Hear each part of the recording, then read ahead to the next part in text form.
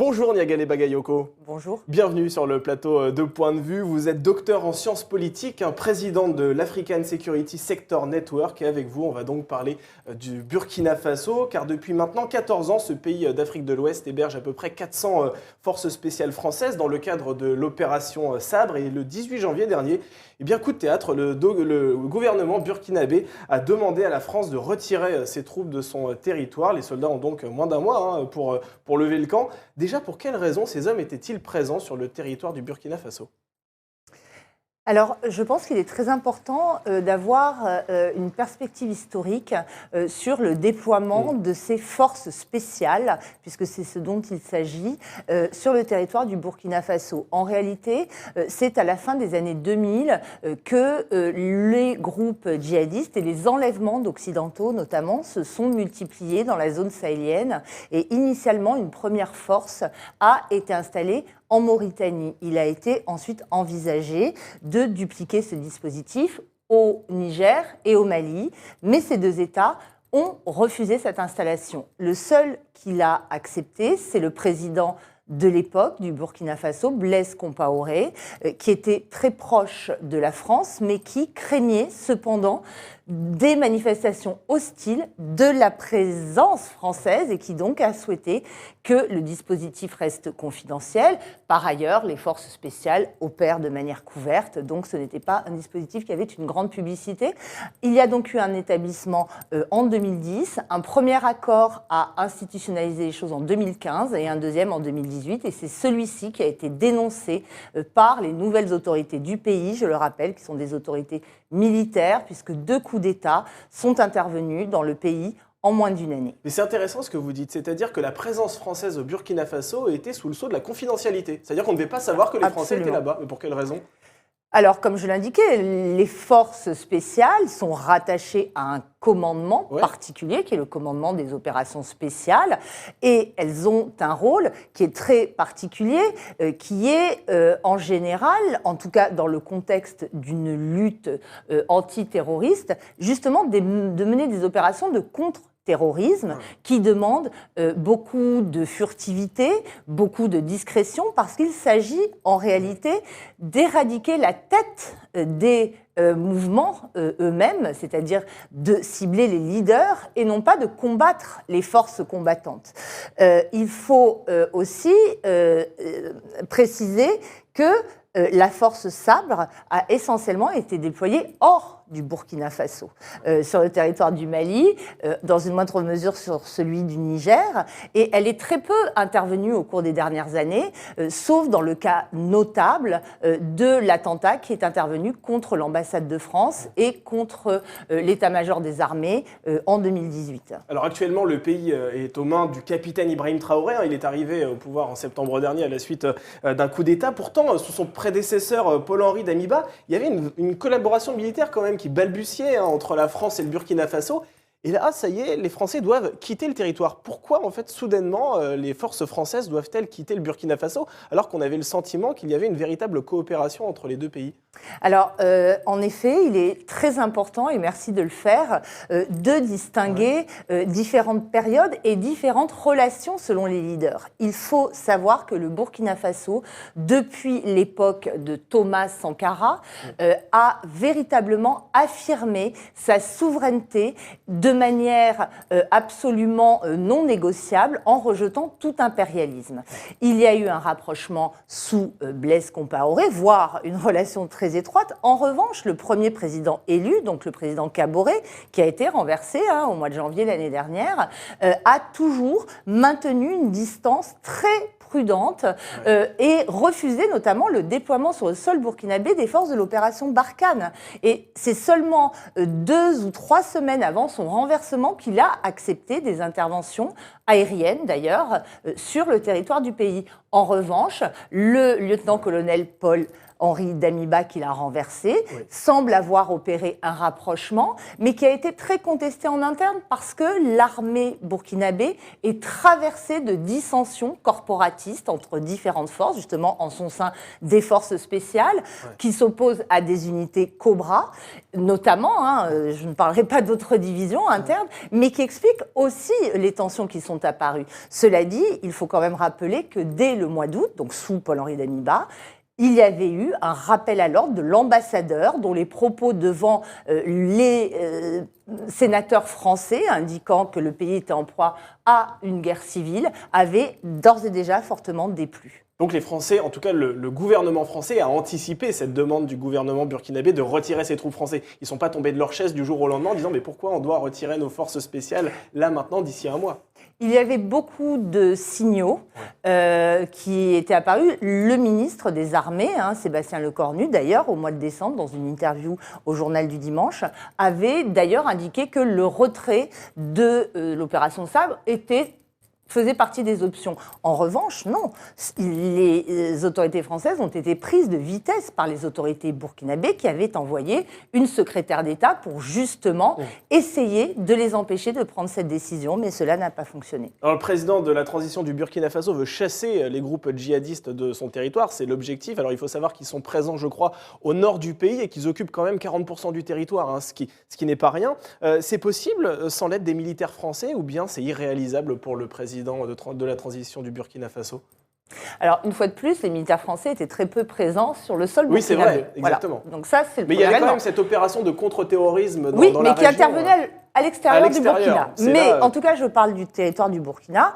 Ce qui est évident, si on regarde non seulement le Burkina, mais l'ensemble du Sahel, c'est que la France, mais l'ensemble des intervenants internationaux n'ont absolument pas réussi à enrayer le phénomène d'expansion du djihadisme à toute la sous-région, d'abord depuis le nord du Mali, puis vers le nord, l'est du Burkina, l'ouest du Niger, aujourd'hui vers les pays côtiers que sont la Côte d'Ivoire, le Bénin, le Togo. Donc une progression que les partenaires internationaux ne parviennent pas à contrer, y compris ceux dont on parle le plus aujourd'hui, les Russes, puisqu'on s'aperçoit qu'on est face, en réalité, non pas à des terroristes, comme on a trop voulu le dire, mais à des insurrections extrêmement ancrées localement, qui s'appuient sur des modèles politiques alternatifs à ceux incarnés par les États actuels de la zone. Alors justement, avant d'aborder la Russie, c'est très intéressant. Ce qui se passe au Burkina Faso nous rappelle étrangement ce qui s'est passé il y a quelques mois au Mali, à l'été dernier, lorsque les soldats français de l'opération Barkhane ont dû également quitter le pays. Est-ce qu'on peut comparer ces deux situations, celle du Burkina Faso et celle du Mali, ou bien ça n'a strictement rien à voir? Alors, il y a évidemment beaucoup de similarités qu'on ne peut absolument pas nier, mais je pense qu'en tout cas à ce stade, la relation diplomatique est beaucoup moins détériorée entre le Burkina Faso et la France qu'elle ne l'a été et qu'elle l'est toujours entre les autorités maliennes et françaises. Ça, c'est un premier élément. D'autre part, ce qui s'est produit avec le Mali, c'est que les Maliens ont réussi à pousser la France dehors sans jamais en formuler véritablement la demande. Ouais. Ils ont indiqué qu'ils remettaient en cause effectivement les accords de coopération, et la stratégie. Les statuts en force agreement, exactement, mais ils n'ont jamais fait cette demande véritablement. Mais le contexte d'intervention et surtout la relation politico-diplomatique était tellement dégradée que la France n'a pas eu d'autre choix que de quitter le pays. Mais ce qui est certain, c'est que dans les deux environnements, il y a eu une très forte pression des opinions publiques. Et à mon avis, c'est cet élément qui est absolument central. Il ne faut pas oublier qu'au Mali, comme au Burkina, on a affaire à des autorités militaires qui ont renversé, là aussi, les autorités civiles qui avaient été démocratiquement désignées et qui créent aussi, qui fondent leur légitimité sur un discours qui remet en cause toute influence, ingérence étrangère, à commencer par celle de la France et qui trouve un très fort écho auprès des opinions publiques nationales. Et alors, le point commun aussi de ces deux nations, le Mali d'un côté et le Burkina Faso de l'autre, c'est la Russie. La Russie qui parvient à s'inviter sur ces deux territoires, au point même d'ailleurs de chasser la France. Pour quelles raisons ces deux pays ont-ils fini par céder aux sirènes du Kremlin? Comment vous l'expliquez? Alors justement, là encore, il faut différencier les deux pays parce que le Mali a une tradition très ancienne de coopération avec l'ex-Union soviétique. Contrairement au Burkina, le premier président du Mali, Modibo Keïta, donc, a immédiatement après l'indépendance, en 1960, demandé à la France de quitter le territoire en se tournant vers l'URSS et vers les ex-républiques socialistes soviétiques pour tout ce qui concernait la coopération militaire et de défense. Donc il y a eu 30 ans de coopération extrêmement étroite entre le Mali et la sphère d'influence russe, qui a décru à la faveur de la chute du mur de Berlin, mais qui a repris dès le début des années 2000, en réalité. Donc au Mali, contrairement à ce qui se passe en République centrafricaine, contrairement au cas du Burkina Faso, la Russie est un partenaire traditionnel et absolument pas nouveau, ce qui est un élément fondamental parce que la Russie dispose de réseaux d'ores et déjà existants qu'elle réactive au Mali. Il y a notamment un grand nombre de locuteurs russophones au Mali. Et donc, je pense que le cas du Burkina est différent. Et il y a aussi, je pense, une plus grande affirmation de la volonté de respect, de voir respecter la souveraineté du pays au Burkina Faso que celle que l'on peut constater au Mali. Alors il y a aussi une véritable campagne anti-française de la part de la Russie sur ces deux territoires. On a vu fleurir des clips de propagande assez grossiers de la part de la milice Wagner, comme ce clip diffusé où l'on voit des zombies censés représenter d'ailleurs des militaires français. Je ne sais pas si vous l'avez vu ce clip. J'ai vu, et j'ai vu celui où les Français sont représentés comme des rats, qui n'est pas beaucoup plus agréable. Tout à fait, mais dans quelle mesure ces populations locales sont-elles réceptives à cette propagande? Est-ce que c'est à cause aussi en partie de cette propagande qu'on brûle des drapeaux français en Afrique?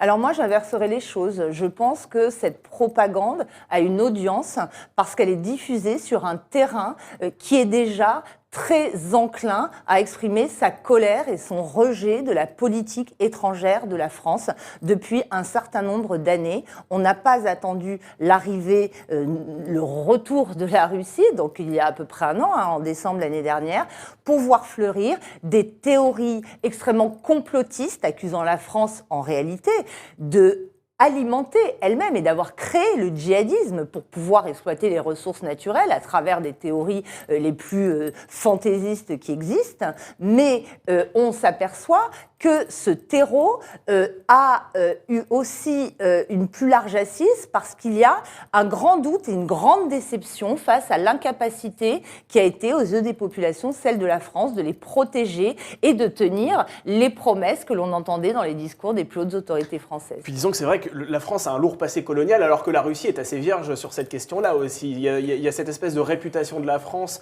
qui est là où on a l'impression qu'elle va s'approprier le pays alors qu'en réalité la Russie est plus vue comme une nation qui va les aider. C'est d'ailleurs en ça que les Burkinabés, par exemple, s'y retrouvent avec la Russie, ils se disent qu'il va y avoir un vrai partenariat commercial et militaire entre les deux nations. Alors il faut faire très attention parce qu'au Burkina Faso, il y a quand même beaucoup de voix qui s'expriment pour dire que oui, le pays doit rester absolument indépendant et que la France n'est plus la bienvenue, mais si en effet il y a des mouvements panafricanistes très pro-russes, il y a aussi des organisations de la société civile très anciennement établies qui paraissent très hostiles à cette présence. Il faut aussi écouter les autorités et les opinions publiques africaines et ne pas toujours voir d'un côté la main de la France, c'est le cas des panafricanistes, et de l'autre celle de la Russie, parce que ça laisse entendre que les populations africaines sont infantiles en fait et sont systématiquement manipulées. Si vous les écoutez, elles vous disent nos Wagner, à nous, ce sont les VDP. Les VDP, ce sont les volontaires pour la défense de la patrie, ce sont des milices communautaires souvent, en tout cas populaires, qui ont été mises sur pied par les populations elles-mêmes et qui représentent aujourd'hui quasiment 100 000 hommes. Il faut les armer ces VDP d'ailleurs, dernière question. C'est exactement le dilemme de la France aujourd'hui, parce que c'est la demande qui a été formulée auprès des autorités françaises. On leur a dit, nous voulons continuer une coopération, mais cette coopération doit renforcer nos VDP. Il sera peut-être plus facile pour Wagner, ou pour la Russie en général, ou pour d'autres partenaires, de s'allier à des milices ou à des groupes d'autodéfense locaux que ça ne l'est pour une démocratie comme la France. Merci Niagale Bagayoko pour votre éclairage. Je rappelle que vous êtes docteur en sciences politiques et présidente de l'African Security Sector Network. Merci encore d'avoir été sur ce plateau.